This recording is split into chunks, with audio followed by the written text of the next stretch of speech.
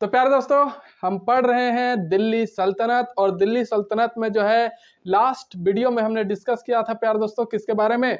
खिलजियों के बारे में। खिलजी डायनेस्टी जो है हमने प्यारे दोस्तों पूरा तरीके से कंप्लीट कर लिया था लास्ट वीडियो में। और आज हम एक नया डायनेस्टी वंश शुरू करने वाले हैं, और वो है प्यारे दोस्तों कौन सा?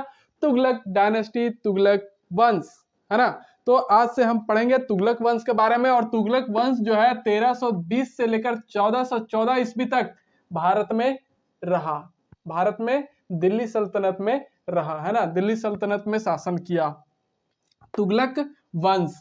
कितने से कितने? 1320 से लेकर 1414 ईस्वी में। और इसी वंश को जो है दिल्ली सल्तनत का सबसे लंबे समय तक शासन करने वाला जो है वंश माना जाता है। मतलब कि इसी वंश का जो है दिल्ली सल्तनत में सबसे लंबा शासन काल रहा था, है ना। तो नमस्कार मेरे प्यारे दोस्तों, आप सभी का हार्दिक स्वागत है आपके अपने यूट्यूब चैनल आरकेडी जीएस भवन में। तो चलिए आज की क्लास को शुरू करते हैं, और हम शुरू करेंगे, पढ़ेंगे तुगलक वंश से। तो तुगलक वंश की अगर बात करें हम, तो तुगलक वंश का अगर फाउंडर, सभी वंश का फाउंडर के बारे में हम पहले पढ़ते हैं, है ना।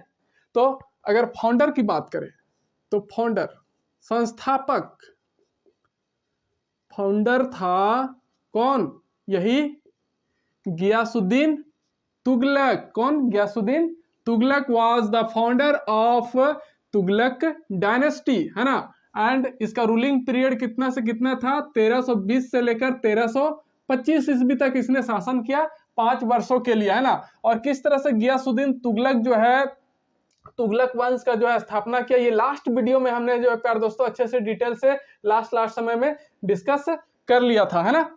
और अगर फाउंडर की बात करें तो यहाँ हमने यह बात निकल करके आया, क्या? Ghiyasuddin Tughlaq was the founder of Tughlaq dynasty and his actual name was, इसका वास्तविक नाम क्या था? एक्चुअल नेम लास्ट वीडियो में हमने बात किया था। एक्चुअल नेम क्या था इसका? Actual name was Ghazi Malik. क्या था? Ghazi Malik. Ghazi Malik was his actual name, है ना। क्या? गाजी मलिक जो है इसका वास्तविक नाम था, है ना।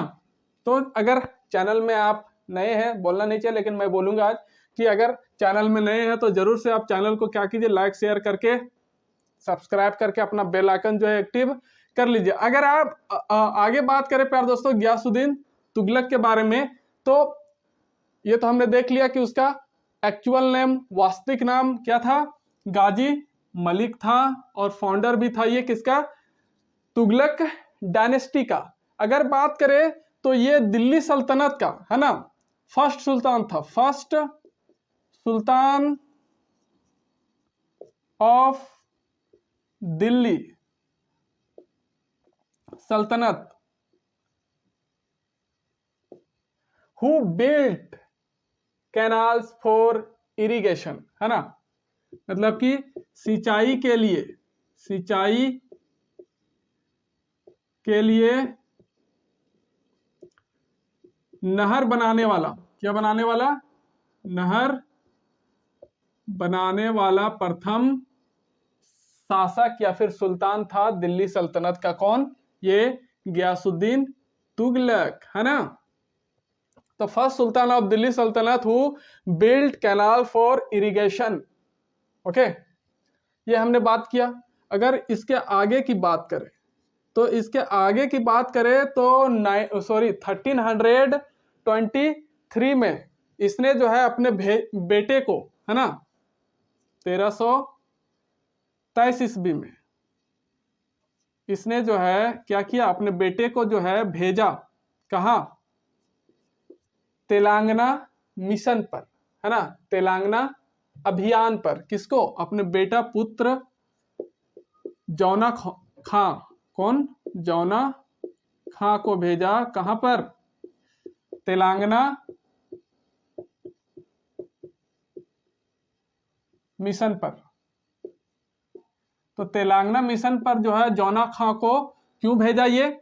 क्योंकि जो है तेलंगाना जो हुआ करता था वारंगल जिसकी राजधानी थी, है ना, जो तेलंगाना क्या था कि खुद को जो है दिल्ली सल्तनत से स्वतंत्र घोषित कर लिया था वहां के शासक ने, है ना। काकतीय वंश का जो है वहां पर जो शासन चल रहा था, तो उन्होंने क्या किया था, खुद को दिल्ली से स्वतंत्र घोषित कर लिया था।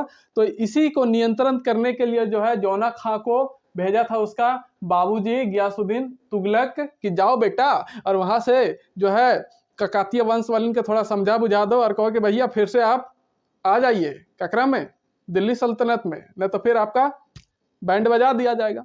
तो इसी के लिए भेजा गया था।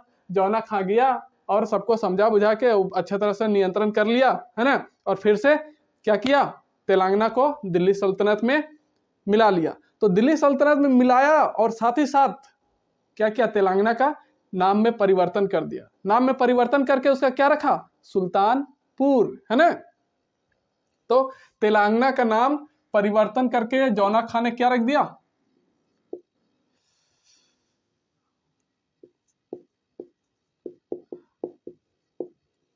तेलंगाना का नाम परिवर्तन करके रख दिया इसने सुल्तानपुर, है ना, सुल्तानपुर।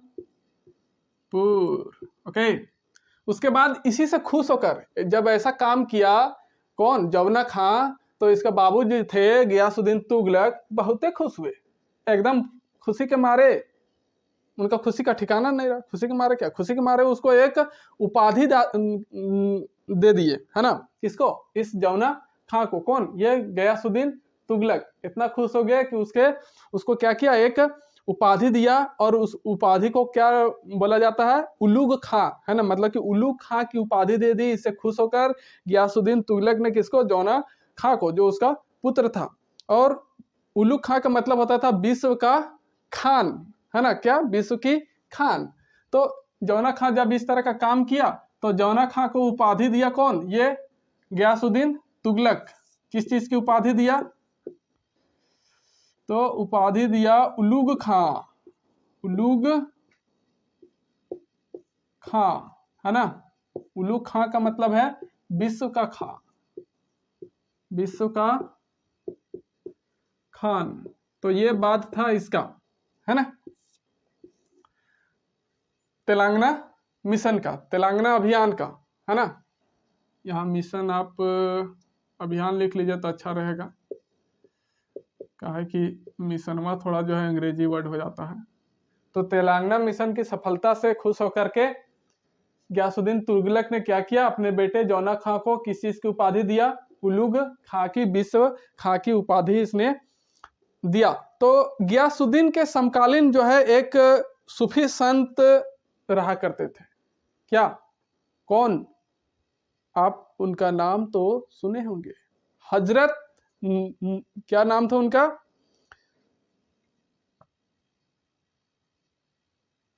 निजामुद्दीन औलिया, है ना। तो हजरत औलिया या फिर हजरत निजामुद्दीन औलिया उनका पूरा नाम था। तो वो उसके समकालीन रहा करते थे, किसके समकालीन, इसी गियासुद्दीन के समकालीन, है ना। इसके समकालीन एक सूफी संत रहा करते थे, समकालीन कौन, सूफी संत, सूफी संत हजरत निजामुद्दीन, निजामुद्दीन औलिया,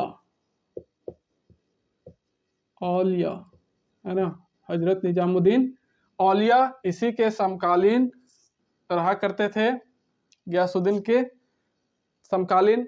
तो हजरत निजामुद्दीन औलिया जो थे एक क्या थे, सूफी संत हुआ करते थे। और यही जो है गियासुद्दीन ने जो है इनको एक उपाधि दिया था, किस, क्या चीज का उपाधि दिया था, उपाधि दिया था महबूब ए इलाही, है ना। इनको जो है हजरत निजामुद्दीन औलिया को उपाधि दिया था कौन, कौन, ये गियासुद्दीन तुगलक, है ना। तो किस चीज की उपाधि दिया था, महबूब ए इलाही, महबूब ए इलाही, महबूब ए इलाही, महबूब ए लिखिए, ई नहीं लिखिए, महबूब ए इलाही का जो है उपाधि दिया था कौन? ये तुगलक खां, सॉरी तुगलक खां बोलता हूँ, गयासुद्दीन तुगलक, है ना। तो ये तो बात हुई हजरत निजामुद्दीन औलिया की, लेकिन इन दोनों के बीच में काफी दरारें भी आई, मतलब कि तकरार हुआ, है ना। इन दोनों के बीच में बहुत ही ज्यादा विरोधाभास उत्पन्न हुआ। क्यों, बात करेंगे अभी। तो ये जो हजरत निजामुद्दीन औलिया थे, है ना, तो ये हजरत निजामुद्दीन औलिया जो है, अब क्या बोलते हैं कि इन्होंने जो है, जब मुबारक शाह खिलजी शासन कर रहा था दिल्ली सल्तनत में, है ना, कौन? मुबारक शाह खिलजी के समय, हजरत निजामुद्दीन औलिया की बात कर रहे हैं कि मुबारक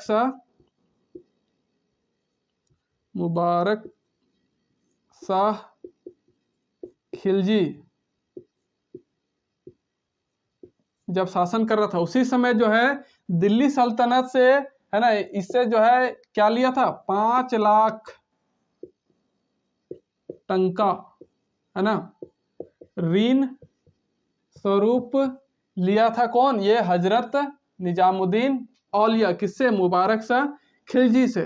तो वही जो ऋण था, वही जो उधार था, है ना, दिल्ली सल्तनत का, तो जैसे ही गियासुद्दीन तुगलक जब बना शासक, तो इन्होंने जो है वो 5 लाख टंके ऋण की जो बात थी उसकी मांग कर दी। किससे?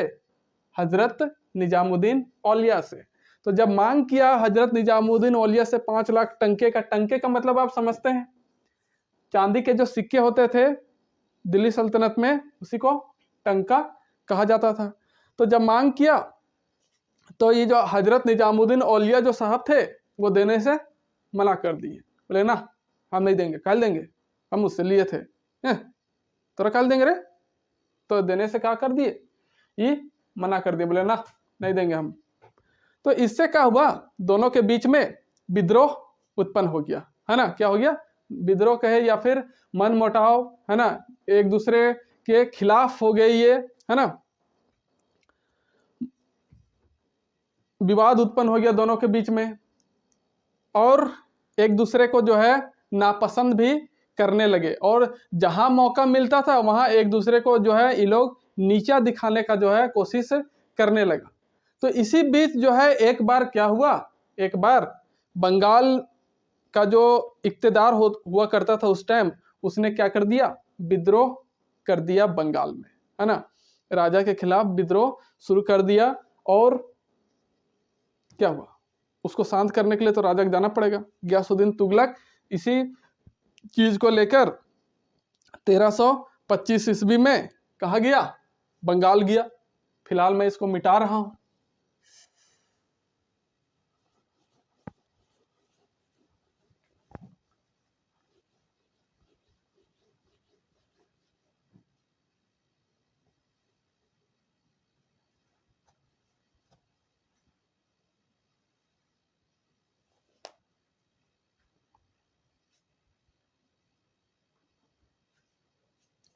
तो 1325 की बात है, कब की? 1325 ईस्वी में।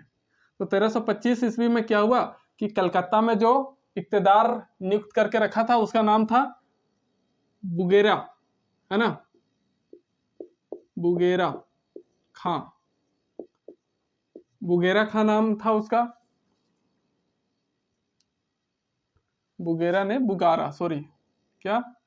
बुगारा। बुगारा खां का विद्रोह हुआ, है ना। बुगारा खां का विद्रोह कहां पर हुआ? कलकत्ता में, समझे, कलकत्ता। तो इसी विद्रोह को जो है शांत करने के लिए गियासुद्दीन तुगलक को कहाँ जाना पड़ा? कलकत्ता जाना पड़ा। तो जब कलकत्ता ये गया, है ना, जैसे ही ये कलकत्ता गया तुगलक, तो दिल्ली सल्तनत में, इधर दिल्ली में जो है, जो हजरत निजामुद्दीन औलिया साहब थे, उन्होंने ये बात चारों तरफ फैला दी, या फिर ये भविष्यवाणी कर दी कि जो तुगलक है, गियासुद्दीन तुगलक, वो तो गया है दिल्ली से कलकत्ता, लेकिन वो वापस लौटकर नहीं आने वाला है ना। उसकी जिंदगी का जो है अंत अब हो जाएगा, दिल्ली वापस नहीं आ पाएगा, मेरी भविष्यवाणी जो है कभी भी गलत साबित नहीं होती।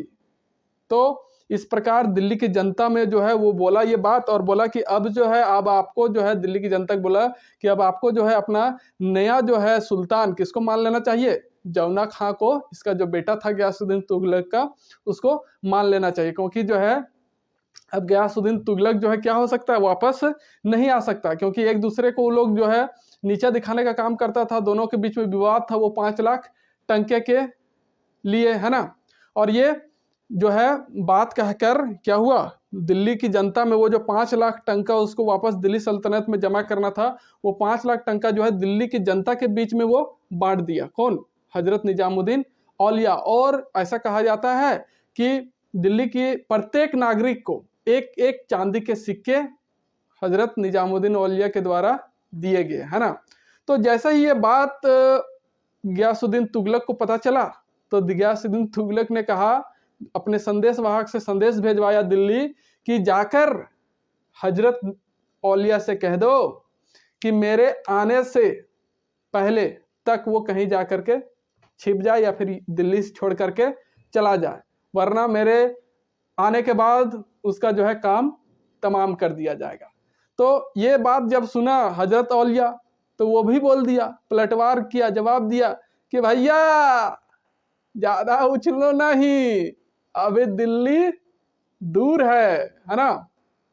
तो ये बात कहा हजरत औलिया कि अभी दिल्ली दूर है, अभी दिल्ली पहुंचो तो पहले।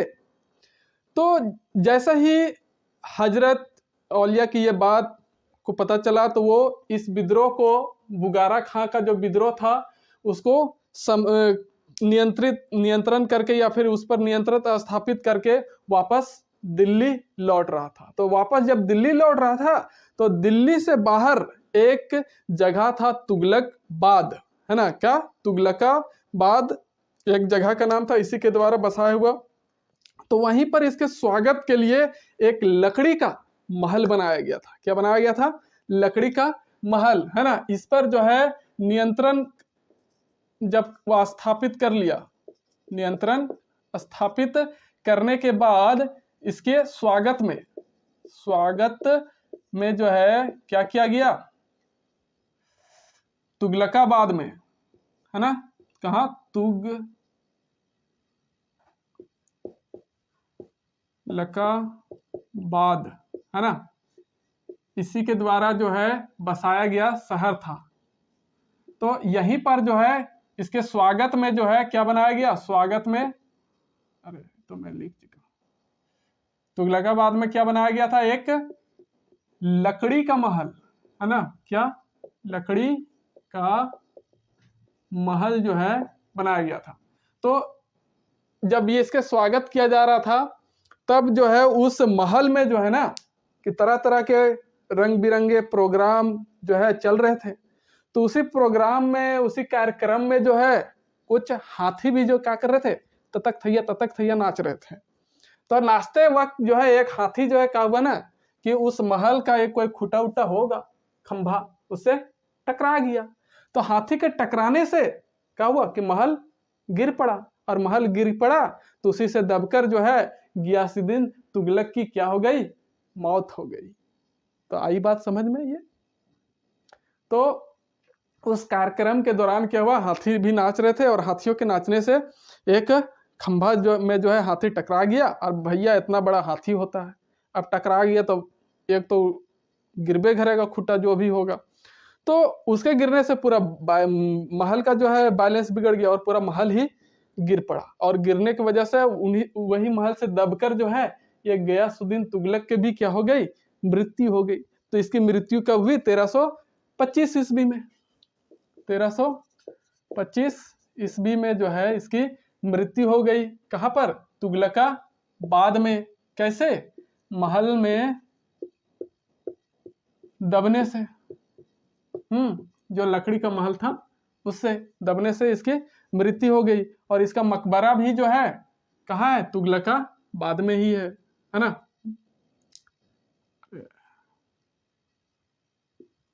मृत्यु लिखिए, है ना। इसकी मृत्यु कहाँ हो गई? तुगलकाबाद में। किससे? महल में दबने से। तो इस तरह से 1325 ईस्वी में इसका कहानी खत्म। तो बहुत सारे इतिहासकार ये भी मानते हैं कि ये जो महल दबने वाला जो काम हुआ था एक साजिश के तहत हुआ था, जो किसकी चाल थी? हजरत निजामुद्दीन औलिया की और इसके बेटे जौना खां की। ऐसा इतिहासकार लोग मानते हैं, लेकिन इसका कोई साक्ष्य, असली सबूत जो है इस तरह का नहीं मिलता है। तो इस तरह से इसका काम तमाम हो जाता है 1325 ईस्वी में। और इसका मकबरा भी जो है कहाँ है? तुगलकाबाद में है। मकबरा भी इसका जो है ना, कब्र कहाँ है? यहीं तुगलकाबाद में ही है। तो इस तरह से गियासुद्दीन की कहानी हुई खत्म। अब इसके बाद जो है कौन बनेगा? इसका बेटा बनेगा, जौना खां, है ना। कौन बनेगा? जौना खां। तो एक चीज और, जैसे ये लकड़ी का महल की बात आई, तो इतिहास में जो है दो ही शासकों का जो है जिक्र मिलता है कि उसका लकड़ी का महल हुआ करता था। एक तो ये गियासुद्दीन तुगलक, है ना, और दूसरा अगर बात करें तो चंद्रगुप्त मौर्य, है ना। इनका भी जो है क्या हुआ करता था? एक लकड़ी का महल हुआ करता था और उसका नाम था राजप्रसाद। क्या? राजप्रसाद उसके महल का नाम था। लकड़ी का महल हुआ करता था चंद्रगुप्त मौर्य का, है ना। एक तो लकड़ी का महल था किसका? ये गियासुद्दीन तुगलक का, जो उसमें वो टपक गया, चल बसा। अब बात करेंगे हम मोहम्मद बिन तुगलक की, इसके बेटे की, जिसको इतिहासकार एलिफिस्टिन जो है क्या कहते हैं? पागल और सनकी राजा कहते हैं, सुल्तान कहते हैं। तो पागल और सनकी काहे कहते हैं भैया? तो इसके बारे में अभी हम लोग देखते हैं, चलिए। बहुत ही पगला था ये, बहुत ही इसको क्या कहते हैं कि प्रयोग करने का आदत था। कीड़ा काटते रहता था इसके अंदर कि ये करना है वो करना है भैया, लेकिन कुछ में भी जो है सफलता इसको नहीं मिलता था। जरूरत से ज्यादा पढ़ा लिखा था, इतना पढ़ा लिखा था कि दिल्ली सल्तनत में ऐसा कोई शासक या सुल्तान नहीं था जो इसके बराबरी का पढ़ा लिखा हो। इसी की वजह से ना दिल्ली की जनता इसको बूझ पाता था, ना ये समझ पाता था कि दिल्ली की जनता एकदम में नहीं समझ पाती थी कि आखिरकार भैया पगला करना क्या चाह रहा है। झूठो पगलेले है हो और हम लोग पगलेले हैं। तो इसी तरह से ये जो भी प्रयोग करता था सब फेल हो जाता था। पढ़ लिख ले था, बड़ी अनपथौरी पढ़ लिख के था ये। तो अब बात करेंगे मोहम्मद बिन तुगलक का।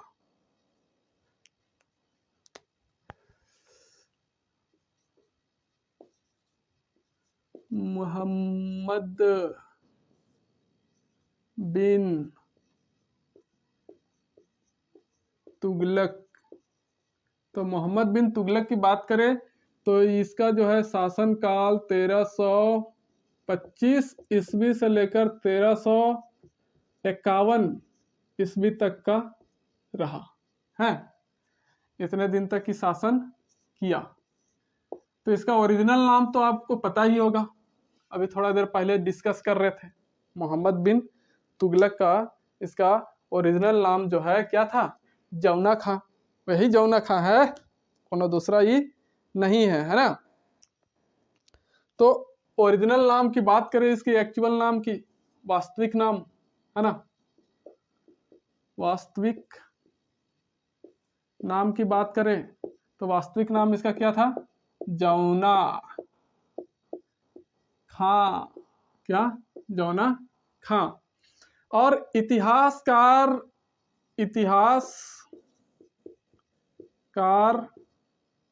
एलिफिस्टिन जो है इसको क्या कहते हैं? पागल एवं सनकी सुल्तान। हाँ, तो पागल एवं सनकी सुल्तान जो है, क्यों कहते हैं इसको? क्योंकि जो है दिल्ली सल्तनत का ये क्या था? सबसे ज्यादा पढ़ा लिखा और सबसे ज्यादा मतलब कि सुल्तान था, पढ़ा लिखा था, ज्यादा विद्वान था, जितना भी सुल्तान बना उनमें से, है ना। और इसके दरबार में जो है जनता और मंत्री भी इससे जो है कम पढ़े लिखे थे। ये इतना ज्यादा पढ़ा लिखा था कि इसका जितना भी मंत्री और जितना भी दरबार के लोग होते थे, जनता में जितने भी लोग होते थे, सब इससे कम पढ़े लिखे हुए थे। और इसलिए जो है इसके बात उन्हें समझ में नहीं आती थी। इसे और क्या था, प्रयोग करने का भी जो है आदत था और तरह तरह का जो है प्रयोग करते रहता था। इसने अपने शासन काल के दौरान जो है 5 प्रयोग किए थे। क्या प्रयोग किए थे, कितने, 5 प्रयोग, और पांचों के पांचों प्रयोग जो है क्या हुआ, विफल साबित हुआ। इसलिए एलिफिस्टीन जो है इसको क्या कहते हैं, पागल एवं सन की सुल्तान। पागले था एकदम, तरह तरह का अनपटांग काम करता था। तो अगर इसकी बात करें तो ये जो था अरबी और फारसी भाषा का जो है महान विद्वान था, है ना। अरबी और फारसी भाषा का बहुत बड़ा विद्वान था भैया, है, बहुत अच्छा तरह से जानता था। और साथ ही साथ इसको जो है ज्योतिष शास्त्र और क्या क्या कहते हैं, कबूल शास्त्र, तर्क शास्त्र और सांख्यिकी और फिर चिकित्सा आदि का भी जो है इसको क्या कहा जाता था, विद्वान कहा जाता था। इन विषयों में जो है इसको महारत हासिल था, समझे। तो क्या क्या, कबूल शास्त्र, कबूल कबूल कबूल शास्त्र हो गया, और तर्क शास्त्र हो गया, और ज्योतिषी शास्त्र है। और फिर अगर बात करें चिकित्सा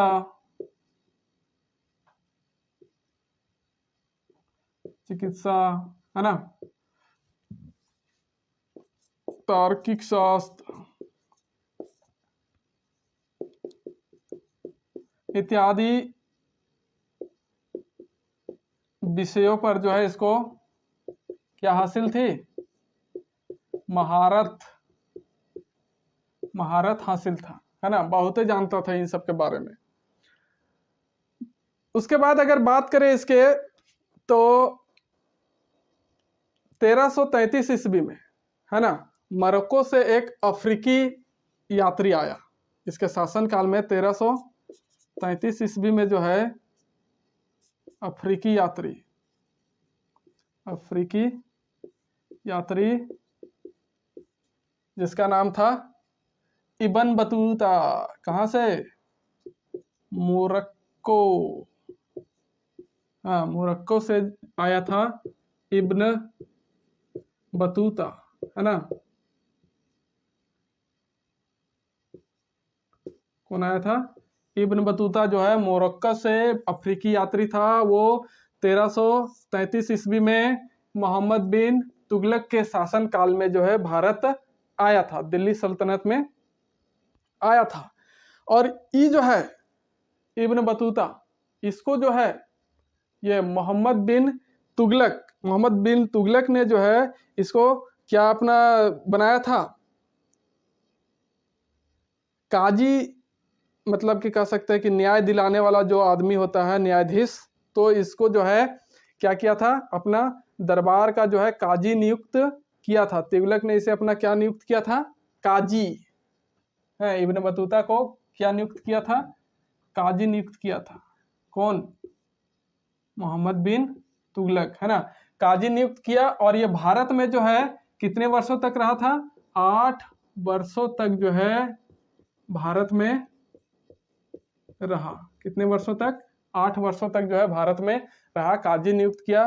तो 8 वर्षों तक जब भारत में ये रहा तो इसने जो है भारत को लेकर क्या किया, एक पुस्तक का रचना की थी, है ना, मतलब कि पुस्तक इसने लिखा था। तो पुस्तक का नाम क्या था जो इसके द्वारा लिखा गया था, उसका नाम था रहेला।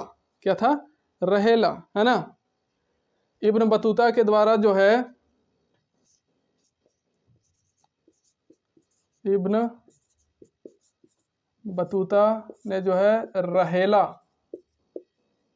है ना, पुस्तक लिखा था। तो रहेला पुस्तक में जो है इसने 3 चीजों का जो है, भारत के 3 चीजों का जो है वर्णन किया था, है ना। कितने चीजों का, 3 चीजों का जो है वर्णन भारत के बारे में किया था। भारत के बारे में। तो 3 चीजों में से उसने क्या क्या चीजों के बारे में वर्णन किया था? पहला इसने बताया था कि दिल्ली जो है पूरे विश्व का सबसे समृद्ध शहर है। उस टाइम के बारे में इसने लिखा था कि दिल्ली जो है क्या है, विश्व का सबसे समृद्ध शहर है। फर्स्ट बात इसने इस बुक में लिखा था कि दिल्ली विश्व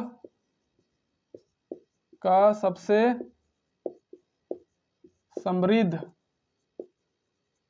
शहर है, ये बात बताई। दूसरा बात इसने क्या बताया? दूसरा बात जो है इसने बताया कि कश्मीर, बलूचिस्तान और राजपुताना को छोड़कर पूरे भारत में जो है किसका अधिकार था? इस तुगलक वंश का ही अधिकार था, है ना।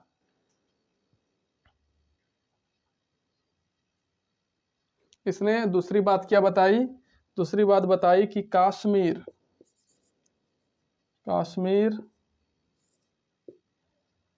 बलूचिस्तान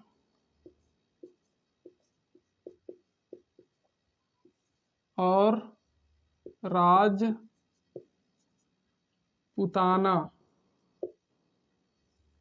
को छोड़कर, है ना, मतलब कि इन तीनों को छोड़कर जो है पूरे भारत में जो है किसका अधिकार था? तुगलक वंश का। किसका? तुगलक वंश का अधिकार था। पता नहीं आपको दिख रहा है कि नहीं। तो ये बात बताया किसने? इब्न बतूता ने अपने रहेला नामक पुस्तक पर। तीसरी बात इसने जो है भारत और, है ना, भारत और मोरक्को के बीच जो क्या था, व्यापार संबंधी जो भी चीजें, गतिविधियां होती थी, उनके बारे में जो है इसने चर्चा किया या फिर वर्णन किया। भारत और मोरक्को के बीच का जो व्यापार चल रहा था उसका वर्णन इसने तीसरी बात में किया। तो ये था इब्न बतूता का कहानी, जो भारत में 8 वर्षों तक रहा। किसके दरबार में? मोहम्मद बिन तुगलक के दरबार में, है ना। अगर आगे बात करें तुगलक के बारे में, ये मोहम्मद बिन तुगलक जो पगला शासक था, तो इसने भी जो है पहला ऐसा सुल्तान था, कह सकते हैं कि इसने जो है सती प्रथा पर जो है प्रतिबंध लगाने का कोशिश किया था। He was the first sultan of Delhi saltanat who tried to prohibited sati system, the sati system, but he could not succeed on it.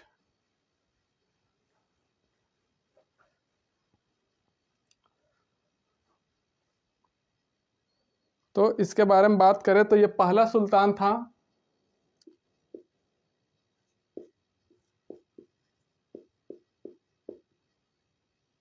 जिसने क्या कोशिश किया था? सती प्रथा पर प्रतिबंध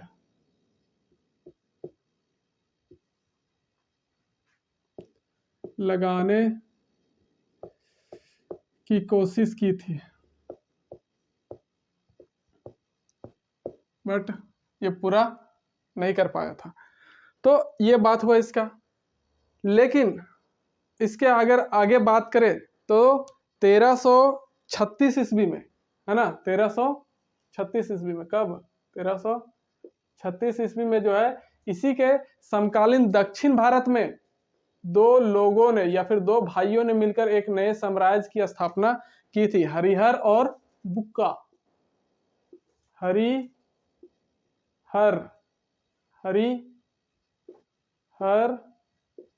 और बुक्का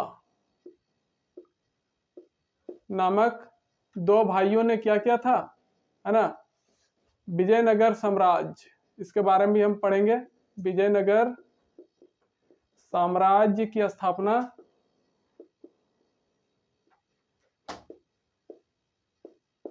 स्थापना किया था इन दोनों भाइयों ने। ये दोनों भाई थे, कौन कौन? हरिहर और बुका, है ना। ये दोनों मिलकर इसी के समकालीन 1326 ईस्वी में दक्षिण भारत में जो है एक नए साम्राज्य विजयनगर साम्राज्य की स्थापना किया था इन दोनों ने। कब? 1336 ईस्वी में। अगर आगे बात करें तो दिल्ली सल्तनत में जो है सर्वाधिक विद्रोह इसी के शासनकाल में हुआ, है ना। तो दिल्ली सल्तनत में जो है सर्वाधिक विद्रोह किसके शासनकाल में हुआ? इसी के शासन काल में हुआ सर्वाधिक विद्रोह।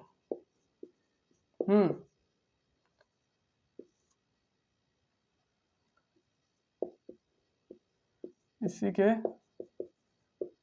शासन काल में। तो इसी के शासन काल में जो सर्वाधिक विद्रोह हुए, कहाँ कहाँ विद्रोह हुए? तो साउथ इंडिया में जो है प्यारे दोस्तों, साउथ इंडिया में 27 विद्रोह और नॉर्थ इंडिया में जो है 9 विद्रोह, है ना। सॉरी 7 विद्रोह जो है हुआ था, है ना। तो ये जो विद्रोह हुआ था सर्वाधिक, तो साउथ इंडिया में, कहा? दक्षिण भारत में जो है टोटल कितना हुआ था? टोटल हुआ था 27, है ना।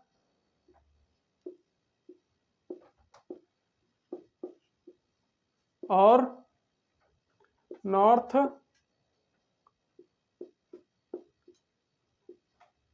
इंडिया में कितने? 7 विद्रोह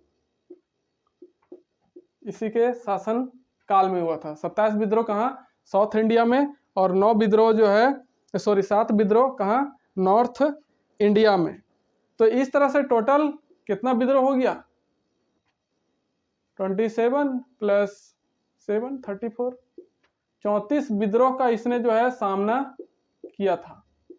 और इसकी उम्र कितनी हो रही थी? 37 वर्ष। 37 साल की उम्र में जो है इसने 34 विद्रोह का जो है सामना किया था। सर्वाधिक विद्रोह इसलिए कहा जाता है कि इसी के शासन काल में हुआ था। साउथ भारत में 27 और नॉर्थ भारत में 7 विद्रोह, क्योंकि सही से शासन चलाने में असमर्थ हो रहा था। और इसी के शासन काल में जो है मंगोलों का 5वां आक्रमण भी हुआ, है ना। इसी के शासन काल में क्या हुआ था? मंगोलों का 5वां आक्रमण। तो मंगोलों का 5वां आक्रमण जो है इसी के शासन काल में हुआ था। चौथा हुआ था, हमने देखा था, अलाउद्दीन खिलजी के शासन काल में। अगर बात करें तो ये जो है अपने विद्रोहों को जो है नियंत्रण करने के लिए इसने अपनी राजधानी जो है दिल्ली से दक्षिण भारत के तरफ जो है स्थानांतरित कर दिया, है ना। दिल्ली से दक्षिण भारत देवगिरी में जो है स्थानांतरित किया, है ना, इन विद्रोहों को पर नियंत्रण स्थापित करने के लिए, है ना। नियंत्रण स्थापित करने के लिए जो है इसने राजधानी, है ना, दिल्ली से कहाँ कर दिया? देवगिरी महाराष्ट्र। तो देवगिरी महाराष्ट्र जब ये स्थानांतरित कर दिया अपना राजधानी, है ना, तो देवगिरी का जो है नाम बदलकर इसने क्या रख दिया? फिर देवगिरी का नाम बदलकर दौलताबाद भी रख दिया था। दौलताबाद, है ना। देवगिरी का नाम बदल करके क्या रख दिया? दौलताबाद इसने रखा था।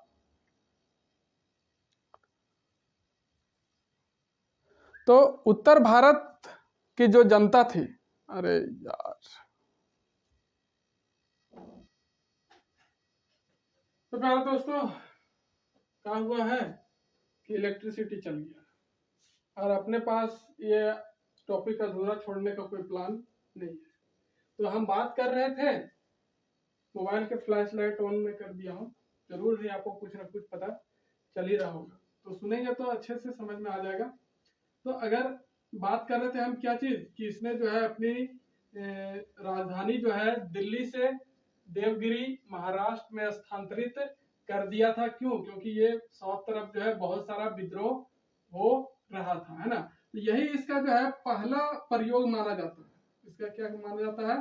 फर्स्ट प्रयोग इसका जो है ये माना जाता है। तो फर्स्ट प्रयोग इसने क्या किया कि राजधानी दिल्ली से दक्षिण की तरफ देवगिरी महाराष्ट्र में स्थानांतरित कर दिया। और साथ ही साथ इसने क्या कहा कि उत्तर भारत के जितने भी जनता है उनको भी जो है साथ में अपने साथ दक्षिण भारत चलने को कहा।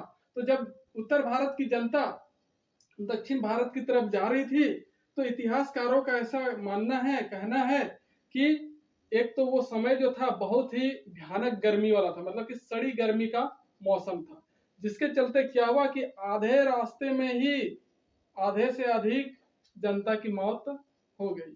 और जब वो दक्षिण भारत पहुंचा तो दक्षिण भारत में शासन करने के साथ साथ क्या हुआ कि उत्तर भारत में जो है विद्रोह बढ़ने लगे।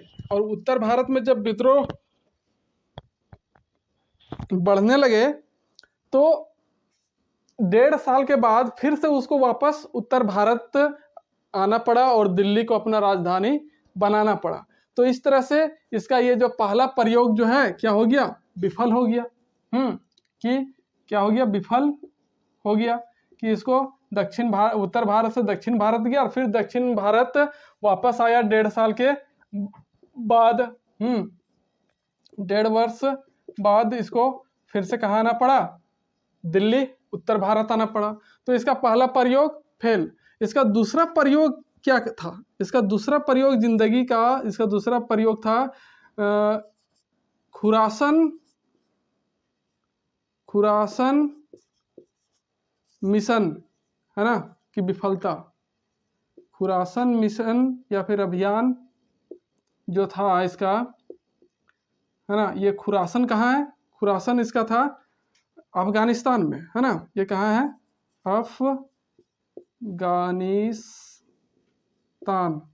तो अफगानिस्तान का जो खुरासन था इसका जो है इसका दूसरा प्रयोग था और ये भी क्या हो गया? विफल हो गया।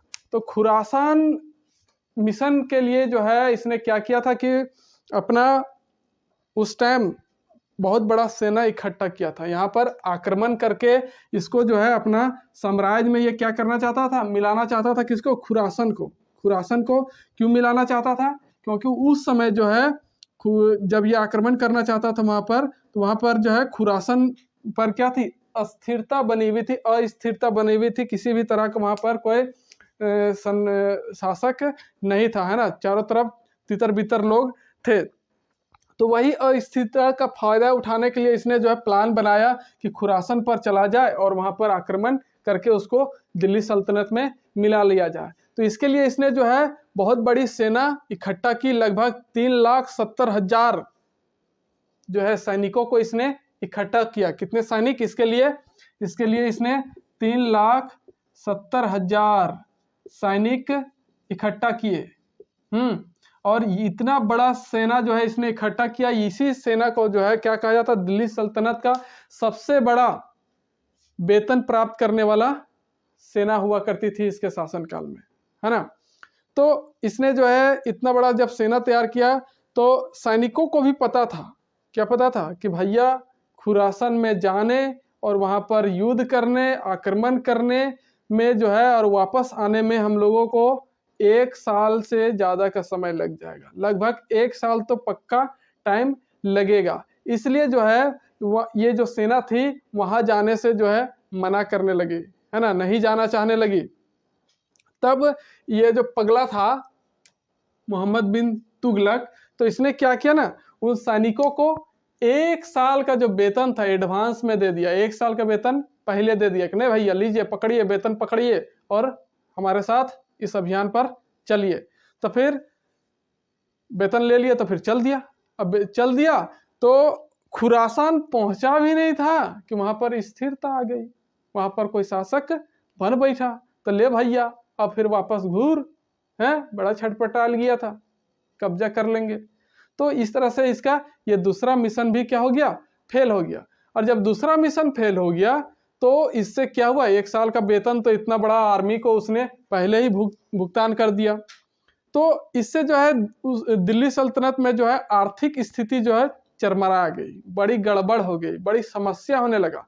तब इसने तीसरा प्रयोग क्या किया, तीसरा प्रयोग जो है इसने किया वो कि जो दोआब वाले क्षेत्र होते थे, है ना, दोआब क्या होता है, 2 नदियों का बीच का क्षेत्र, तो दोआब वाला जो क्षेत्र होता था, है ना, वहां पर जो है इसने कर जो है दुगुना कर दिया। क्या कर दिया, कर दुगुना कर दिया, है ना, टैक्सेस को जो है डबल कर दिया वहां पर। कहां पर, दोआब वाला क्षेत्र में। लेकिन इसकी किस्मत वहां भी खराब निकली। क्या हुआ कि उस साल जो है सुखाड़ की स्थिति हो गई, सूखा आ गया, जिसके वजह से फसल की पैदावार जो है पहले से भी बहुत कम हुई। तब उसको टैक्स कहाँ से मिलेगा भैया, हैं, तो इससे क्या हो गया, उसको और मतलब कि धक्का लगा, है ना, और इस तरह से इसका तीसरा प्रयोग भी क्या हो गया, विफल हो गया, है ना। पहला विफल हो गया, दूसरा भी जो है विफल हो गया, और तीसरा भी जो है विफल हो गया। तो इसके बाद इसने जो है इससे उबरने के लिए चौथा प्रयोग किया।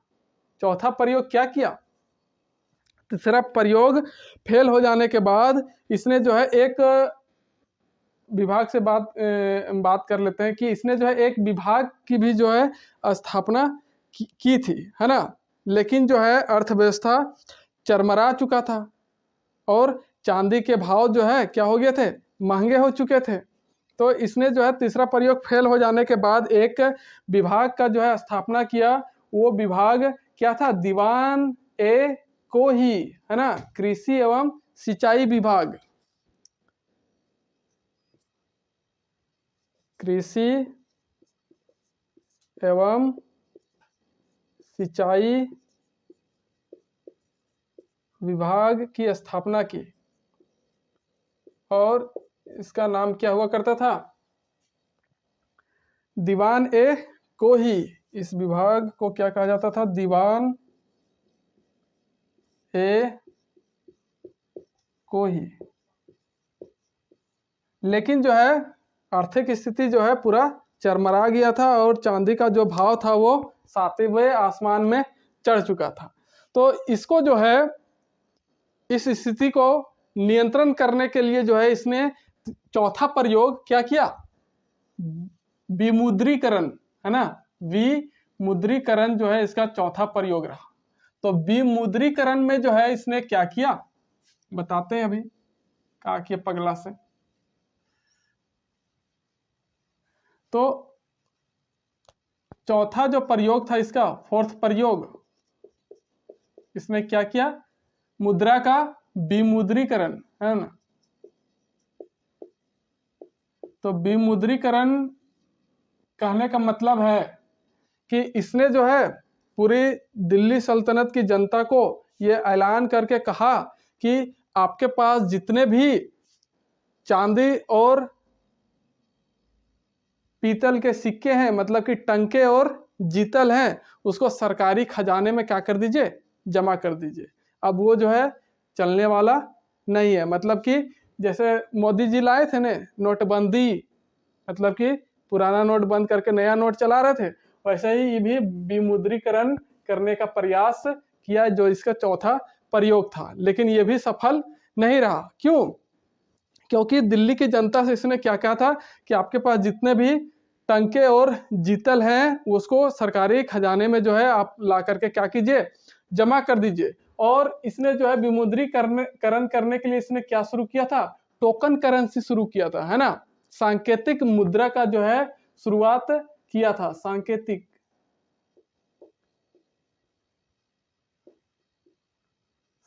मुद्रा, टोकन करेंसी, है ना, इसकी शुरुआत इसने की।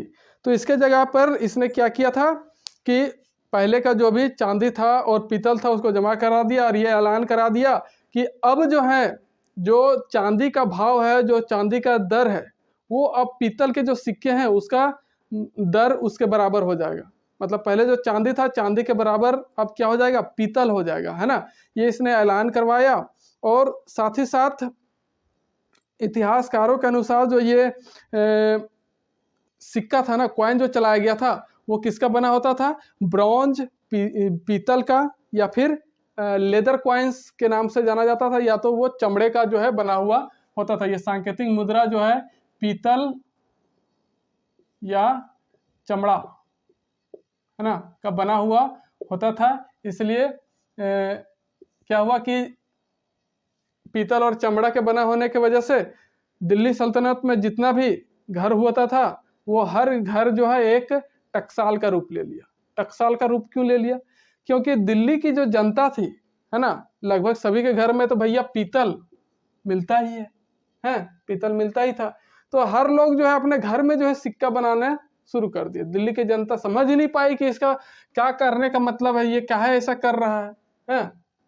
तो दिल्ली की जनता क्या करने लगी, सबका घर में पीतल रहबे करता था, चमड़ा रहबे करता था, उसी से जो है अपना सिक्का बनाने लगा। तो जब घर घर में टकसाल बन जाएगा भैया, तो फिर तो वो और स्थिति खराब, पूरा चरमरा गया स्थिति। इस तरह से इसका ये चौथा प्रयोग भी क्या हो गया, पूरी तरह से फेल हो गया।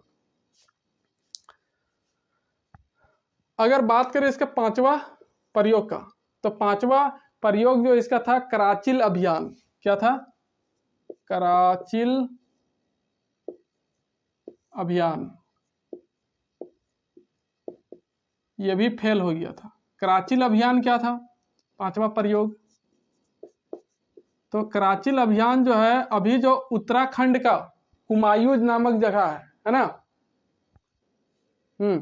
अभी जो उत्तराखंड का वर्तमान में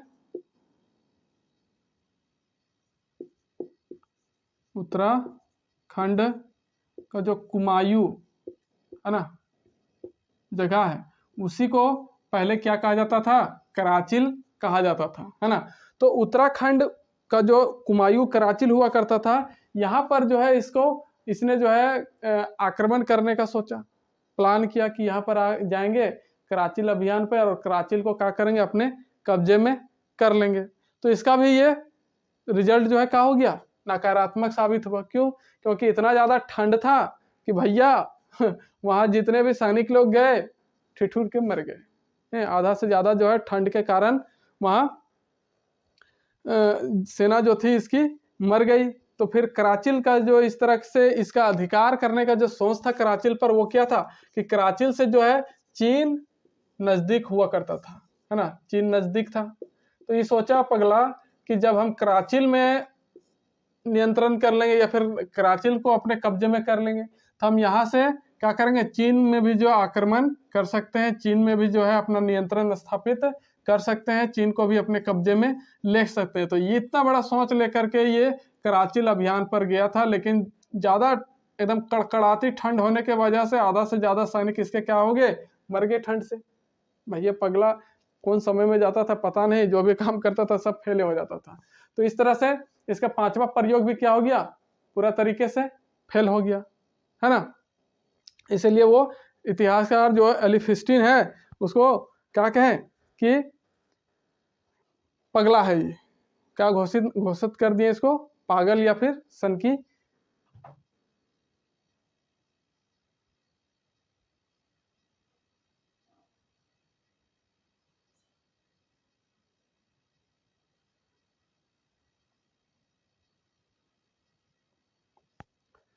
तो ये था इसका प्रयोग, पांचों प्रयोग। अब जो है इसका जिंदगी का अंत होगा, जिंदगी भर तो ये प्रयोगे करते रहा। तो बात आता है कब का, 1351 ईस्वी का। तो 1351 में क्या हुआ, थट्टा का विद्रोह हुआ। 1351 ईस्वी में जो है किसका विद्रोह हुआ, थट्टा का विद्रोह। थट्टा का विद्रोह जो है कहाँ हुआ, सिंध में। कहाँ, सिंध में। तो सिंध में जो है थट्टा का विद्रोह हुआ, और थट्टा का विद्रोह को शांत करने के लिए, उस पर नियंत्रण स्थापित करने के लिए ये अपनी सेना के साथ कहाँ निकल पड़ा सिंध, है ना। तो सिंध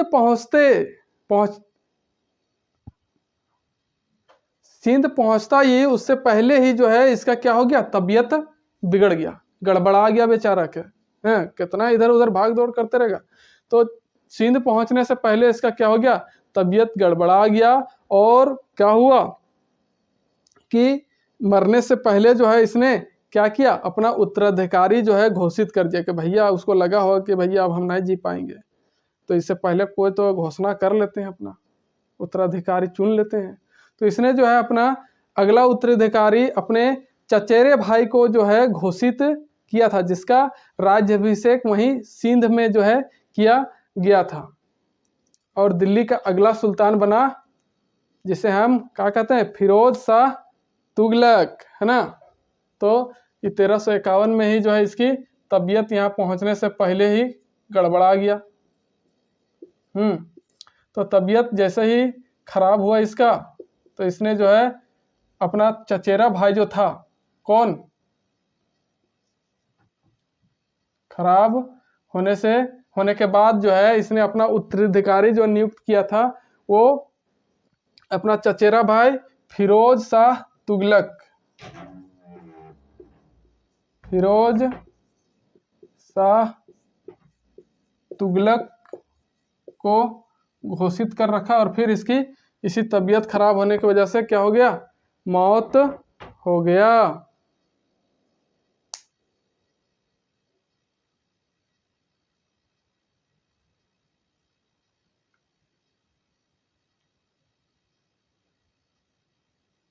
तो प्यारे दोस्तों, फिलहाल आज यहीं तक रखेंगे। फिरोज शाह तुगलक से जो है हम नेक्स्ट वीडियो में बात करेंगे, क्योंकि आपको भी थोड़ा दिक्कत हो रहा होगा, लाइन कट गया है, मोबाइल के फ्लैश लाइट से कितना पढ़ेंगे भैया, हैं। तो अगर वीडियो अच्छा लग रहा है तो ज़रूर से वीडियो को लाइक कीजिए, शेयर कीजिए, और सब्सक्राइब करके अपना बेल आइकन एक्टिव कर ले, नए हैं तो। और क्या जो कहा है वो तो आपको करना होगा। प्यारे दोस्तों, अंतिम समय तक बने रहने के लिए आप सभी का सहृदय धन्यवाद। मिलते हैं नेक्स्ट वीडियो के साथ, तब तक के लिए नमस्कार। जय हिंद, जय भारत, जय झारखंड।